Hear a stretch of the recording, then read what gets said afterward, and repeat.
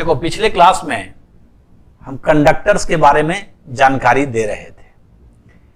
सबसे पहले एक बच्चे ने हमसे सवाल पूछा है कि सर अगर मल्टीपल स्फीयर होगा और उस पर क्वेश्चन आएगा तो कैसे सॉल्व करेंगे। जैसे क्वेश्चन से स्टार्ट करते हैं, समझना जरा सा। क्वेश्चन ये है, उस बच्चे का ये कहना है कि सर सपोज कीजिए कि ये हमारे पास एक स्फीयर है,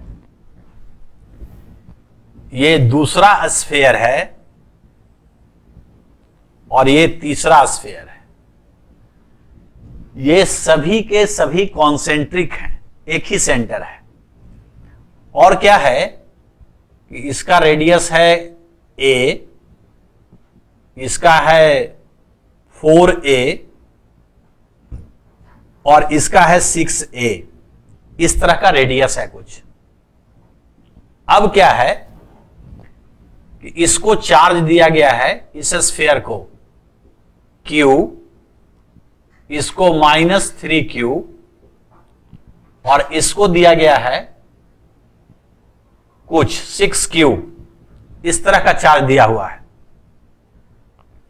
अब क्या है, ये जो इनर वाला स्फीयर है, चार्ज देने के बाद ये जो इनर स्फीयर है ये वाला, इसको इससे कनेक्ट करता है। ये टच में नहीं आ रहा है, इस तरह से कनेक्ट कर देता है। तो कहता यह है कि कनेक्ट करने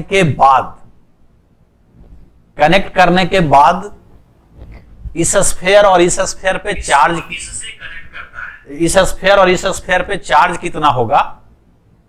और अगर मान लो पूछा जाए कि इसका फील्ड और पोटेंशियल किसी पॉइंट पे पूछा जाए तो कैसे बताएंगे। जैसे सपोज करो कि एक पॉइंट P है, यहां पर एक पॉइंट P है और यहां पूछा जाता है कि यहां का फील्ड बताइए और पोटेंशियल बताइए, तो कैसे बताएंगे। देखो, मैं बार बार बोलता हूं कि जब भी दो कंडक्टर, ये सभी के सभी कंडक्टर हैं, जब भी दो कंडक्टर आपस में कनेक्टेड हो या अर्थिंग किया हुआ हो तो पहले चार्ज पता करना बहुत जरूरी है कि चार्ज की क्या स्थिति है। ठीक है ना, क्योंकि जब ये कनेक्ट हो गया तो चार्ज इससे इसमें आ सकता है, इससे इसमें जा सकता है। तो चार्ज जो हम दिए हैं वही रहे, कोई जरूरी नहीं है, ये पता करना पड़ेगा। ये एक बच्चे का क्वेश्चन है जिसको आज हम डिस्कस करना चाहते हैं। क्वेश्चन लिख देते हैं थोड़ा सा। there are 3 concentric conducting spheres given charges। ये स्फीयर A है, ये B है, ये C है। Given charges Q, -3Q and 6Q respectively if A and C are connected, find charge on spheres A and C and also find electric potential and electric intensity at point P। This is the question। यही question है। इसको Q charge दिया, इसको -3Q charge दिया, इसको 6Q charge दिया, initial charges, और बाद में इसको कनेक्ट कर दिया। तो कहता यह है कि A और C पे चार्ज कितना होगा और P पॉइंट पे फील्ड कितना होगा। ये P का डिस्टेंस बेटा दिया हुआ है, ये डिस्टेंस यहां सेंटर से ये R दूरी पर P पॉइंट है। इतना समझ गया। चलो अब जल्दी से हम सॉल्यूशन कर लेते हैं। सॉल्यूशन देखो कैसे करेंगे इसका। ये मिटा देना क्वेश्चन, वहां तो फिगर में दिख ही रहा है। देखो, ये जो वायर हमने ऐसे पास कराया है, इसका मतलब ये टच में नहीं है B से, वहां कोई B से वायर का कोई कनेक्शन नहीं है। अब एक बात ये बता दो हमको, बात ये बता दो कि इस पे हमें चार्ज नहीं पता है, A पर X मान लेते हैं, कुछ भी मान सकते हैं, नहीं पता है। Let X is equal to charge on sphere A वाले स्फेयर पे चार्ज x है। अच्छा ये बताओ, स्फेयर ए आइसोलेटेड है क्या, अलग थलग है क्या? नहीं। आइसोलेटेड का मतलब होता है कि किसी से टच में नहीं हो। तो ना तो ए आइसोलेटेड है ना सी आइसोलेटेड है। हां, ये दोनों इकट्ठे एक साथ आइसोलेटेड है क्योंकि वो किसी तीसरे से टच में नहीं है। हां, बी आइसोलेटेड है, वो किसी से टच में नहीं है। तो जो आइसोलेटेड बॉडी होता है, जो आइसोलेटेड सिस्टम होता है, उसका चार्ज कंजर्व होता है। तो आइसोलेटेड कौन?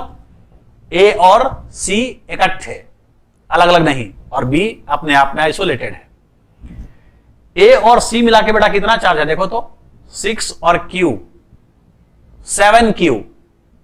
तो टोटल चार्ज 7Q है, हमेशा कंजर्व रहेगा, 7Q ही रहेगा दोनों मिला करके। तो इस पे हमने मान लिया x, किस पे? ए वाले पे। तो ए वाले पे हमने माना x, बी वाला ज्यों का त्यों रहेगा, कितना? -3Q। और जो सी वाला है इस पर कितना हो जाएगा? 7Q में से x मान लिया कि यहां आ गया ए वाले पे, तो यहां वाले पे आ जाएगा 7Q - x। इतना आ रहा है समझ में?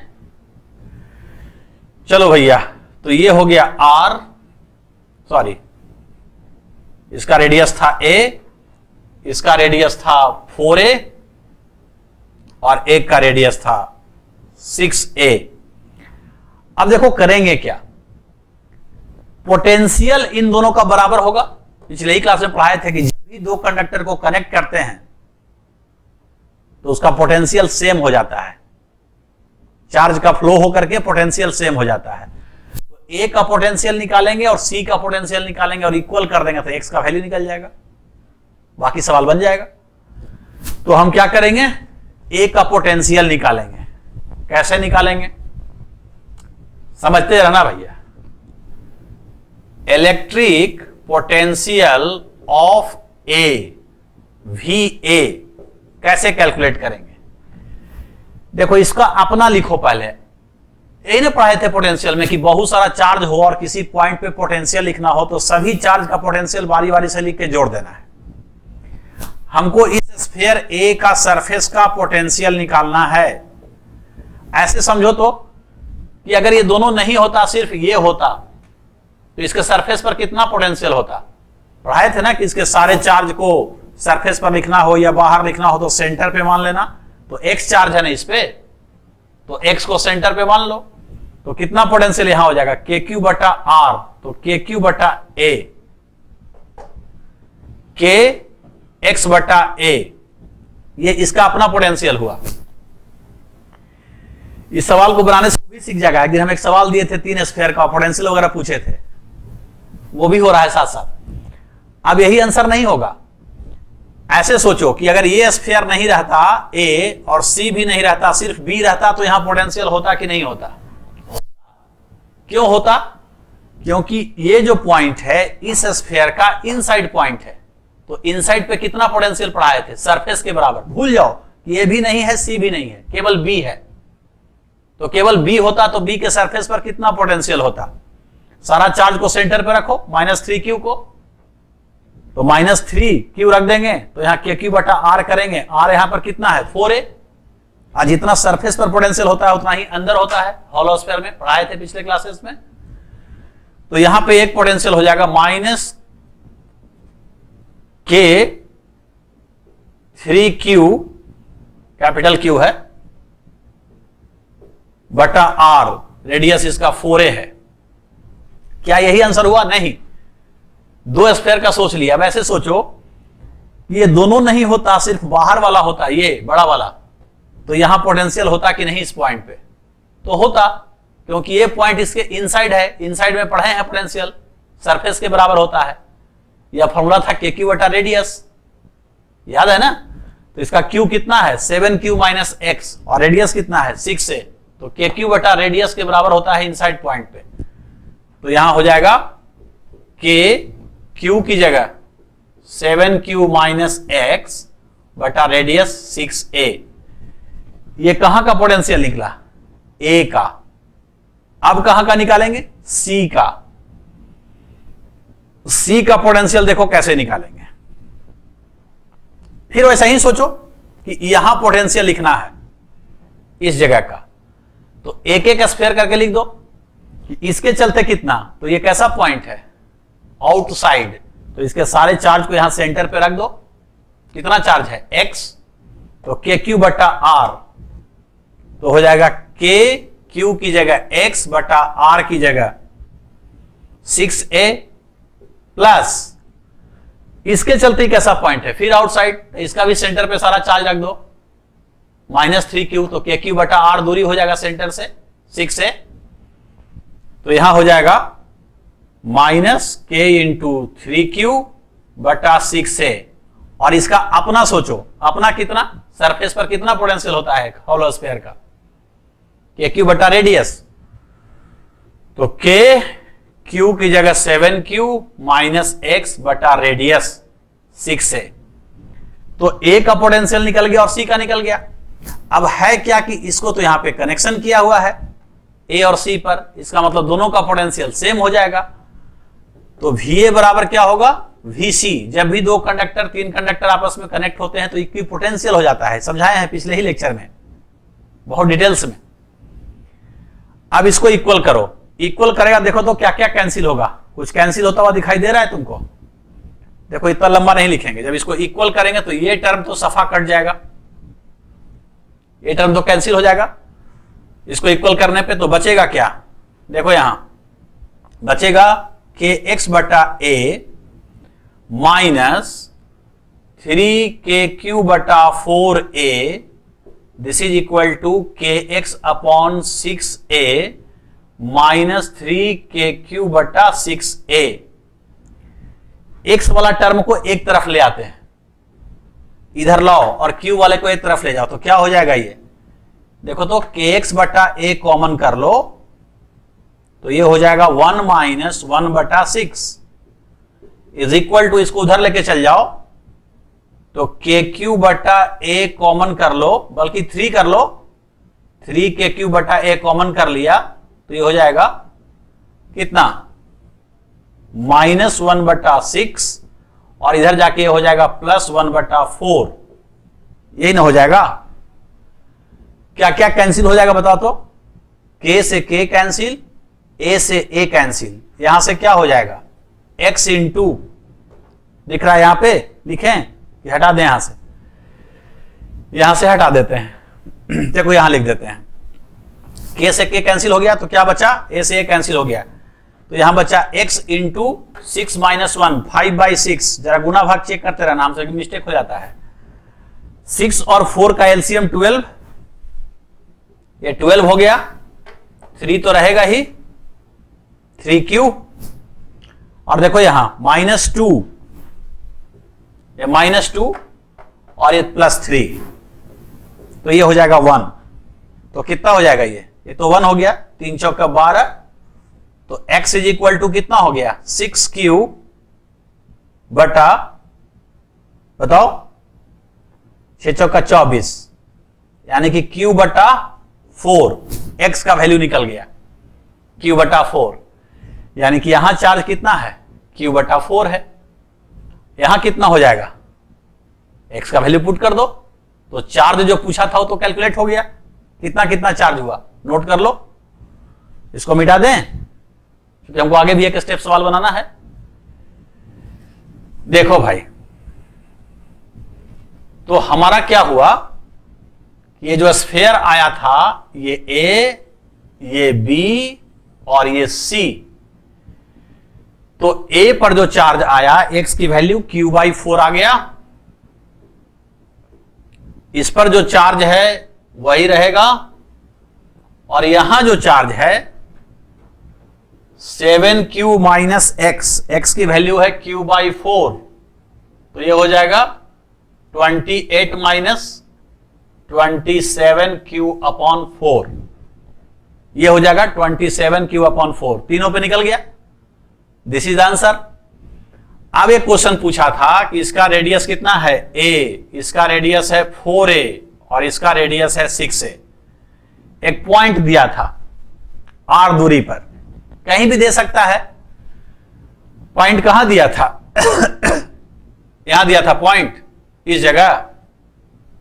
देखो, यदि वो पॉइंट इस जगह है P, यहां पे, तो ये पॉइंट अंदर वाले के लिए बाहर है और बाकी दोनों के लिए अंदर है। क्या पूछा था? फील्ड पूछा था और पोटेंशियल पूछा था। तो जब P पॉइंट पे फील्ड लिखेंगे तो ये जो B और C स्फीयर है उसका फील्ड नहीं होगा। क्यों नहीं फील्ड होगा? क्योंकि हॉलो स्फीयर का अंदर के पॉइंट पे फील्ड नहीं होता है, जीरो होता है।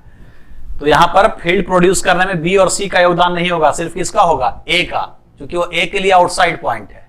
क्या फॉर्मूला पढ़ाए थे आउटसाइड में? कि सारा चार्ज को सेंटर पर रखते हैं और पॉइंट चार्ज जैसा सोचते हैं तो KQ/R² हो जाएगा। P पॉइंट पे फील्ड, तो क्या हो जाएगा ये?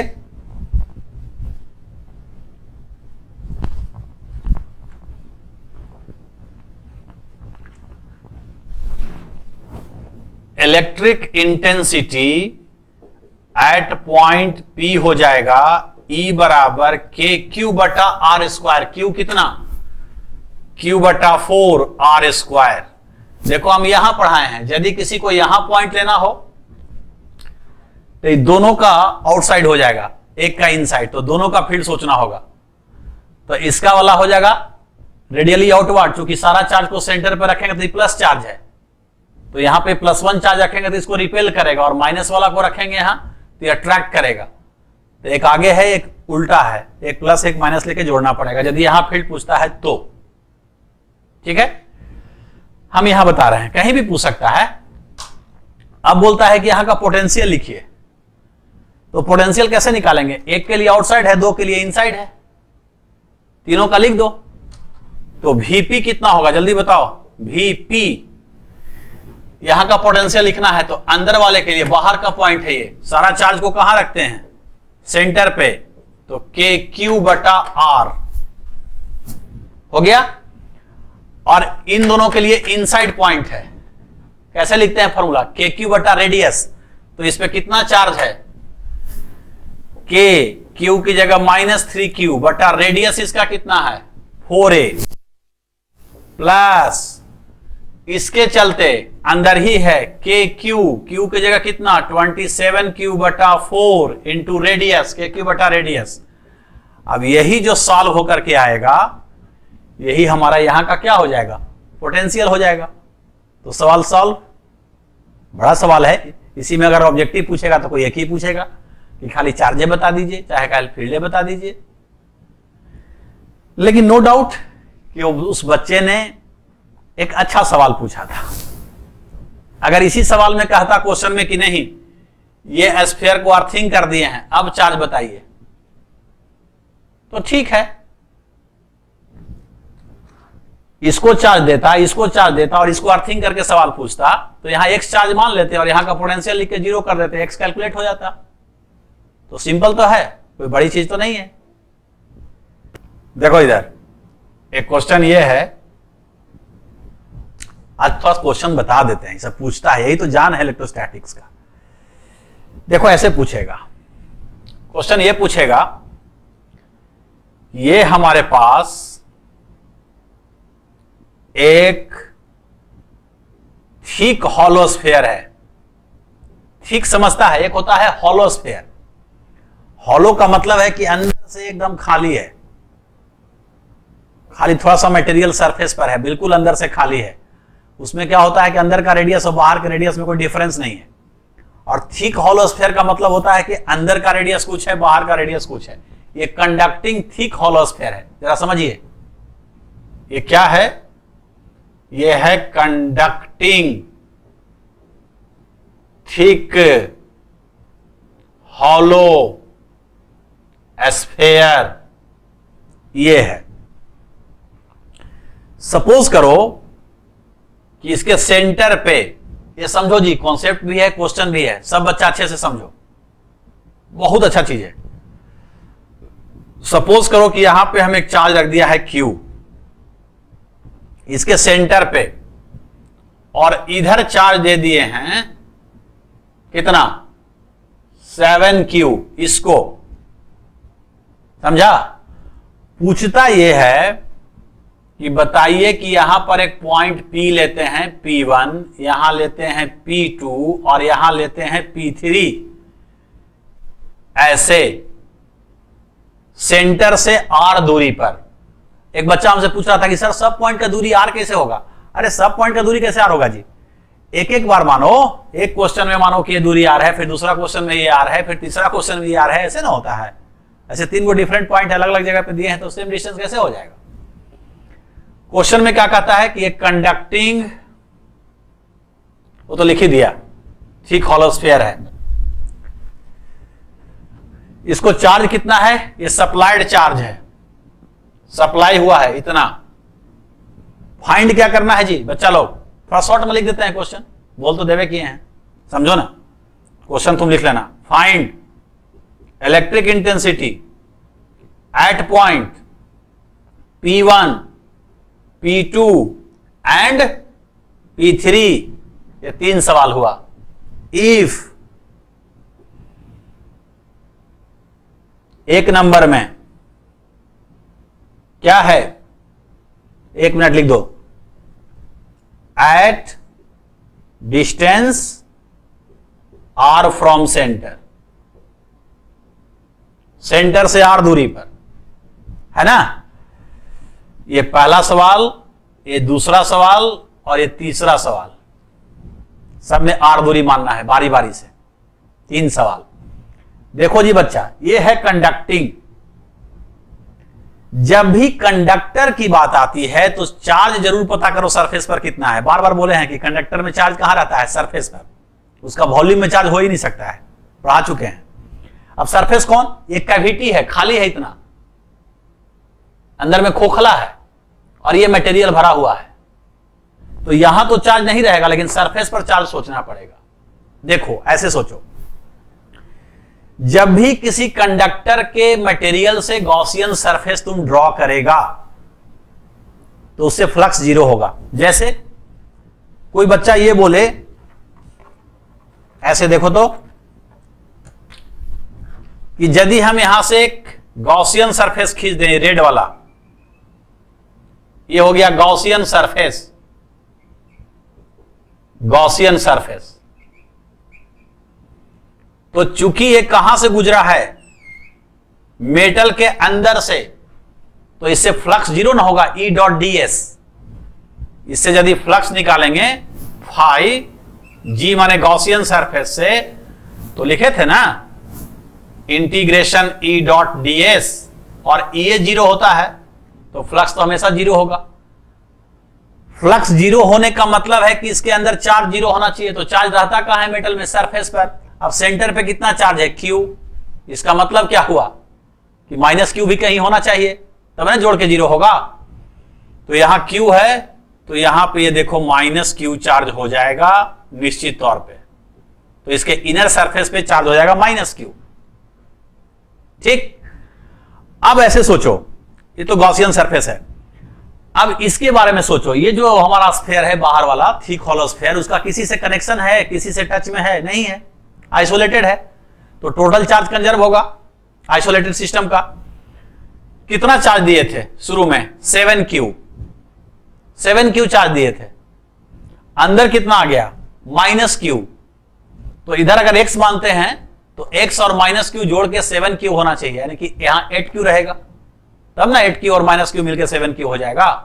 मान लिया कि यहां x है, तो यहां x और यहां -Q जोड़ दो तो 7Q के बराबर होना चाहिए, काहे को आइसोलेटेड है। तो यहां 8Q चार्ज हो गया। ठीक। इसका मतलब हुआ कि जो क्वेश्चन था हमारा, ये देखो ऐसे हो गया।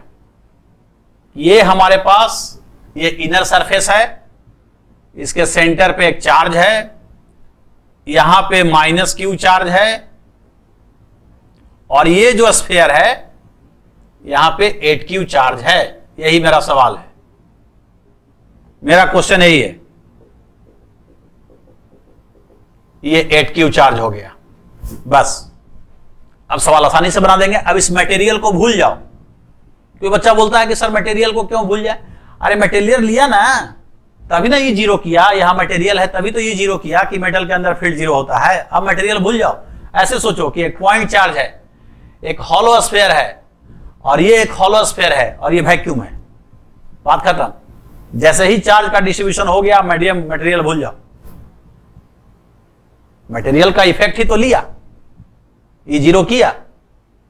ठीक, चलो पहला सवाल क्या पूछता है, यहां पर क्या पूछा था, फील्ड पूछा था। देखो यहां फील्ड पूछा था P1 पॉइंट पे, बताओ कितना चार्ज हमारे पास है, 1 2 3।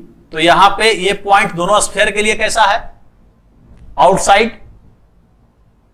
क्या करते हैं आउटसाइड में, इसके सारा चार्ज को सेंटर पे रख दो, इसके चार्ज को भी सेंटर पे रख दो, और पहले से कितना चार्ज है Q, तो 8Q, Q 9Q में से Q गया, 8Q चार्ज बचा।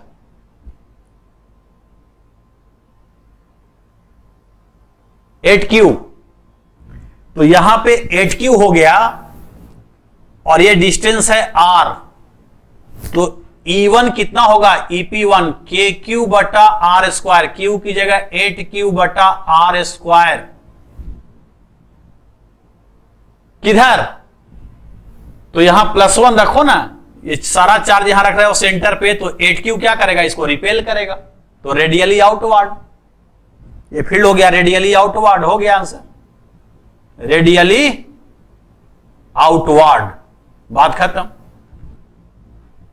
नहीं, अब कहां पूछा है, यहां पूछा है, इस जगह पूछता है P2 पर, तो P2 पर यदि फील्ड निकालेंगे तो क्या होगा, यहां पर जो ये पॉइंट है P2, यहां कैसे फील्ड निकालेंगे, ये बाहर वाले के लिए इनसाइड पॉइंट है तो उसका 0, इनसाइड में फील्ड होता नहीं हॉलो स्फीयर में, इस स्फीयर के लिए आउटसाइड है। ठीक, तो देखो क्या होगा, अगर हम इसके चार्ज को यहां सेंटर पे रख देंगे -Q को, और पहले से यहां कितना है +Q, तो चार्ज हो जाएगा 0, तो KQ बटा R स्क्वायर, Q 0 है तो कोई फील्ड नहीं होगा, और फील्ड यहां 0 होना भी चाहिए था क्योंकि यहां मेटल था ना इस जोन में, तो मेटल के अंदर तो फील्ड 0 होना चाहिए था। इसका मतलब P2 पे फील्ड 0 होगा। कैसे 0 होगा, तो ऐसे भी सोच सकते हो कि ये जो Q है सेंटर पे पॉइंट चार्ज, यहां +1 रखोगे ना तो ये रिपेल करेगा, तो इसका फील्ड आगे की तरफ होगा, आगे हम प्लस मान लिया, और इसके चार्ज को यहां सेंटर पे रखोगे -Q, चूंकि आउटसाइड पॉइंट है तो +1 को अट्रैक्ट करेगा, तो ये हो जाएगा -KQ बटा R स्क्वायर, और दोनों सॉल्व करके हो जाएगा 0। इसी प्रकार से यदि अंदर में यहां P3 पर पूछेगा तब कुछ नहीं है, P3 पे कितना फील्ड हो जाएगा, जल्दी बोलो, दोनों स्फीयर का फील्ड 0 हो जाएगा, काहे कि दोनों के लिए इनसाइड हो गया, इनसाइड में हॉलो स्फीयर का कोई फील्ड नहीं होता है। किसका फील्ड होगा, पॉइंट चार्ज का, Q का, तो KQ बाई R स्क्वायर, +1 रखेंगे रेडियली आउटवर्ड, तो ये हो जाएगा KQ बटा R स्क्वायर रेडियली आउटवर्ड। ठीक है, क्वेश्चन देखो ये है कि ये सब लोग समझो, जैसे हम कुछ फिगर ड्रॉ कर रहे हैं और उसमें कुछ पूछ रहे हैं, जैसे एक क्वेश्चन ऐसा है कि एक स्फीयर है, एक कैविटी है, हो यह है कैविटी, यह है थिक कंडक्टिंग मतलब मेटल का हॉलो स्फीयर, यह हॉलो स्फीयर है, इसके अंदर वाले सरफेस को S1 कहा गया है, बाहर वाले सरफेस को S2 कहा गया है। ध्यान से सुनो, बहुत इंपॉर्टेंट प्रॉब्लम, इसके ठीक सेंटर पे, ये सेंटर है और यहीं पे एक चार्ज Q रखा गया है। फर्स्ट फिगर ये। सेकंड फिगर है, ये वही हॉलोस्फीयर है पहले वाला, इस बार जो चार्ज है सेंटर से हटा के रखा गया है, ये सेंटर से हटा दिया, यहां कर दिया चार्ज को, सेंटर पे नहीं रखा अंदर वाले का, ये मान लो यहां रख दिया, बाकी सब कुछ वही है, इसका सेंटर यहां है, सेम चीज है, कंडक्टिंग ये भी है।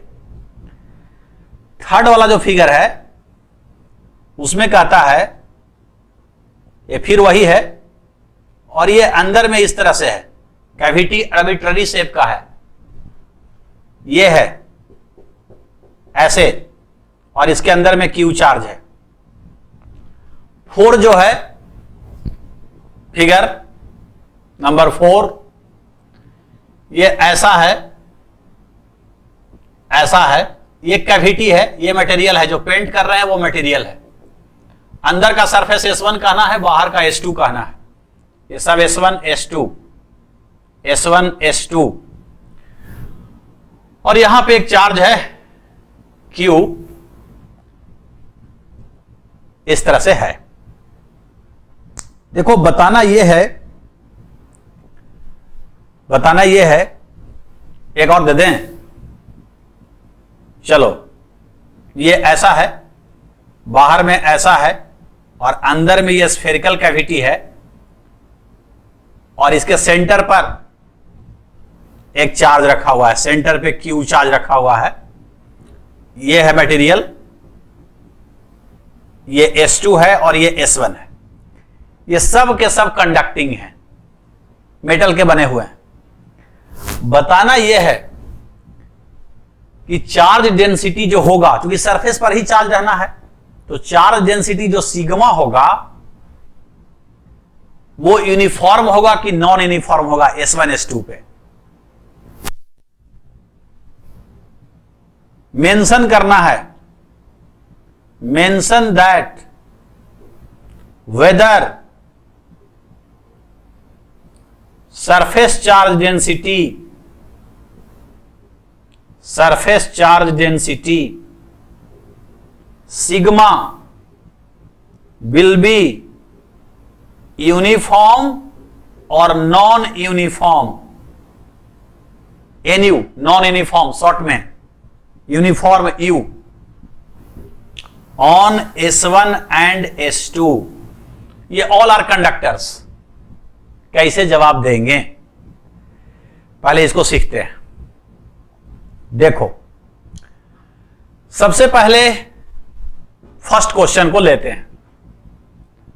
पहला क्वेश्चन में यहां चार्ज कहां दिए, सेंटर पे।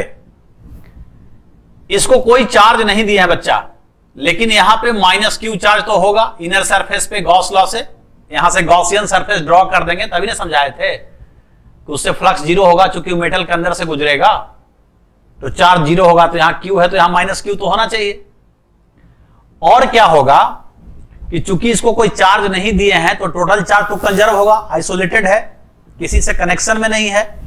तो यहां -Q है तो यहां +Q भी होना चाहिए, ताकि जोड़ के 0 हो जाए। तो यहां +Q होगा, ये +Q हो जाएगा। अब इसको ऐसे समझो, ऐसे समझो कि ये क्या है, एक पॉइंट चार्ज, एक छोटा स्फेयर और एक बड़ा स्फेयर है। इसको ऐसे सोचो कि एक छोटा सा स्फेयर है और एक बड़ा सा स्फेयर है जिसपे चार्ज है। पिछले क्लास में पढ़ाए थे ना कि यदि कोई एक कंडक्टर हो, जैसे ये कंडक्टर है, तो उसका जो चार्ज होता है sigma inversely proportional to 1/r के बराबर होता है, हाँ या ना? तो हां। अब ये बताओ कि ये जो अंदर में ये जो सरफेस है, क्या इसका रेडियस हर जगह वेरी करेगा? नहीं ना, हर पॉइंट पे रेडियस तो आर ही होगा। इसका मतलब है कि इसका सिग्मा यहां कांस्टेंट होगा, और यहां भी यही बात है कि बाहर वाला जो सरफेस है उसका रेडियस हर जगह सेम है, इसलिए सिग्मा कांस्टेंट होगा। तो इस क्वेश्चन में S1 S2 दोनों पे यूनिफॉर्म चार्ज होगा। सॉल्यूशन क्या देंगे कि S1, S2 ये होगा यूनिफॉर्म, यू मतलब यूनिफॉर्म। सेकंड क्वेश्चन में आ जाओ। इसको देखो ऐसे भी समझ सकता है तुम, देखो कैसे समझोगे। यदि इसके अंदर में एक पॉइंट हम P लेके फील्ड सोचे तो यहां फील्ड तो 0 आना चाहिए। अब ये बताओ यहां फील्ड होगा किसका, बाहर वाले का तो नहीं होगा, चूंकि इनसाइड पॉइंट है। किसका फील्ड होगा? इस पॉइंट चार्ज का और इसका। अब पॉइंट चार्ज का फील्ड कितना होगा? ये दूरी अगर r मान लें तो KQ बटा R स्क्वायर बाहर होगा, +1 को रिपेल करेगा बाहर की तरफ। यहां +1 रखेंगे ना पॉइंट चार्ज का फील्ड देखने के लिए। तो अगर इसका बाहर है तो देखो, तो ये अगर सिग्मा यूनिफॉर्म होगा, चार्ज डेंसिटी एक जैसा सब जगह होगा, तब ना इसको मानेंगे। पढ़ाए थे ना कि अगर कोई स्फीयर के सरफेस पर चार्ज दें और सभी जगह उसका सिग्मा सेम हो तो आउटसाइड पॉइंट पे वो कैसे बिहेव करता है? पॉइंट चार्ज जैसा। तो सिग्मा यदि यहां सब जगह सेम रहेगा तभी नहीं बाहर में पॉइंट चार्ज जैसा बिहेव करेगा। तो इसके चार्ज -q को यहां सेंटर पर रख करके और KQ/R² करेंगे तो पॉइंट चार्ज वाला फील्ड को कैंसिल कर देगा। यूनिफॉर्म नहीं रहेगा तो थोड़े सेंटर पे रख देंगे चार्ज को। हम इन्हें प्रूफ किए थे पहले जब स्फीयर को पढ़ा रहे थे कि अगर यूनिफॉर्मली चार्ज स्फीयर है तो आउटसाइड पॉइंट पे अगर फील्ड या पोटेंशियल निकालना है तो सारा चार्ज को सरफेस पर सेंटर पे रख सकते हैं। तो इसका -q चार्ज को सेंटर पे रखेंगे तो इसका फील्ड और पॉइंट चार्ज वाला फील्ड कैंसिल हो जाएगा। ऐसे भी समझ सकता है, इसलिए इसको यूनिफॉर्म होना जरूरी है। अब यहां आते हैं, देखो यहां भी देखो यही बात है। यदि यहां पे एक पॉइंट हम लेके सोचते हैं अंदर में, तो देखो ये क्या है। अगर हम इस पॉइंट पर फील्ड की बात करें P पर तो 0 होना चाहिए क्योंकि मेटल के अंदर है। यहां फील्ड पैदा कौन करेगा? बाहर वाला चार्ज तो नहीं करेगा, क्योंकि यहां पर Q है तो यहां -q तो होना ही होना है। ये -q और यहां +q होना है, क्योंकि टोटल तो न्यूट्रल है, हम चार्ज दिए नहीं है बड़का स्फीयर को, चार्ज कंजर्व होना है। अब ये बताओ कि यदि ये पॉइंट चार्ज को हम यहां से r दूरी पर मान लेते हैं P पॉइंट से, तो इसका फील्ड किधर होगा? +1 रखेंगे तो इधर फील्ड होगा इसका KQ/R²। नहीं होगा? बोलो। अब ये बताओ कि क्या अंदर वाला जो स्फीयर है उस पर यूनिफॉर्म चार्ज होगा तो क्या होगा? ये पॉइंट तो बाहर है, तब तो इसके सारे चार्ज को सेंटर पर ले लेंगे -q को, तो KQ/R² यहां करेंगे तो इसका R ज्यादा ना हो जाएगा? R ज्यादा ना हो जाएगा सेंटर से दूरी, तो क्या इस फील्ड को कैंसिल कर पाएगा? इसका मतलब हुआ कि यदि हम अंदर वाले स्फीयर पे चार्ज डेंसिटी को यूनिफॉर्म मानते हैं तो इसका -q चार्ज को सेंटर पे मानना होगा, और जब सेंटर पे मानेंगे तो उसका फील्ड KQ/R² पॉइंट चार्ज वाले फील्ड को बैलेंस नहीं कर पाएगा। डिस्टेंस में फर्क है दोनों का, डायरेक्शन जरूर अपोजिट है, तो नेट फील्ड यहां 0 नहीं हो पाएगा। जबकि मेटल के अंदर का पॉइंट है, नेट फील्ड 0 होना चाहिए। इसका मतलब है कि यहां पे यूनिफॉर्म नहीं मानेंगे, यानी कि S1 सरफेस पे नॉन यूनिफॉर्म होगा चार्ज डेंसिटी, और S2 जो सरफेस है उस पे यूनिफॉर्म होगा। क्यों? क्योंकि यूनिफॉर्म स्फीयर के अंदर ही तो फील्ड 0 होता है। यहां फील्ड तो दोनों मिलकर 0 हो गया, या ऐसे भी सिग्मा प्रोपोर्शनल टू 1/r, इसका r तो सब जगह सेम है। तो बाहर में क्या होगा? यूनिफॉर्म हो जाएगा। थर्ड वाले सवाल में अंदर में तो कुछ सोचना ही नहीं है। यहां भी चार्ज गॉसियन सरफेस ड्रॉ करेंगे तो यहां पे अंदर में -q आएगा और बाहर में +q आएगा। अब अंदर का जो कंडक्टर है उसका रेडियस ही वेरी कर रहा है, सब जगह r वेरी कर रहा है, तो हर जगह सिग्मा सेम नहीं होगा। बाहर वाला में सब जगह रेडियस एक जैसा है तो सिग्मा सेम होगा, यानी कि S1 नॉन यूनिफॉर्म और S2 यूनिफॉर्म होगा।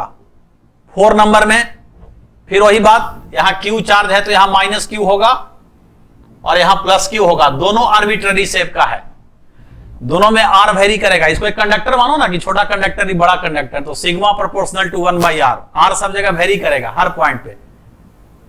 तो दोनों नॉन यूनिफॉर्म, S1 S2 दोनों हो जाएगा नॉन यूनिफॉर्म। 5 नंबर में बाहर में नॉन यूनिफॉर्म चूंकि आर्बिट्ररी शेप का है और इस सेंटर पे रखे हैं, सेंटर पे पॉइंट चार्ज को रखे हैं, तो यहां -q होगा ना, यहां -q और यहां +q, तो ये +q वाला चार्ज डेंसिटी नॉन यूनिफॉर्म हो जाएगा, S2 नॉन यूनिफॉर्म। लेकिन S1 वाला यूनिफॉर्म होना पड़ेगा। क्यों? क्योंकि यूनिफॉर्म होगा तभी तो इसके सारे चार्ज को यहां सेंटर पे रख देंगे, तो -q और +q जोड़ के 0 हो गया, तो यहां पर फील्ड 0 हो जाएगा मेटल के अंदर। बाहर वाले का तो फील्ड होना ही नहीं अंदर में, उसका लाइन तो अंदर आता नहीं है, इलेक्ट्रिक लाइन। तो जो S1 है हमारा ये यूनिफॉर्म हो जाएगा। तो ये हमारा सवाल था, ऐसे सोचते हैं। आई होप कि तुम इसको समझा होगा, अच्छे से